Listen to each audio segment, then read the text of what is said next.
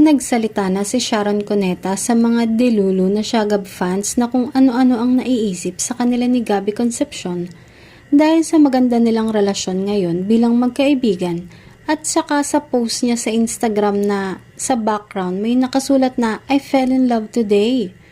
Sabi ni Sharon na kung napanood nila ang Hawaii YouTube vlog ni Mega ay yun yung sign na nakalagay sa picture na kinuha niya. Didn't post it earlier kasi lalagyan ng meaning. Dagdag pa ni Sharon.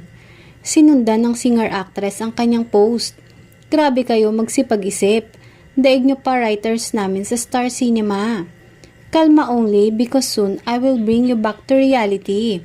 Enjoy lang and love you all. Nakakatuwa ang sagot ng kanilang fans. Decline daw nila ang request ni Sharon na huwag maging delulu at tuloy ang pagiging delulu nila. Tama lang ang panawagan ni Megastar sa mga Delulu fans dahil makikita sa mga comments.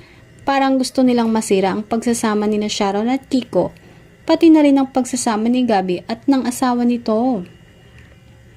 May isang fan tuloy na nag-react na hinay-hinay lang sa pagkadelulu dahil dalawang pamilya ang gusto nilang masira.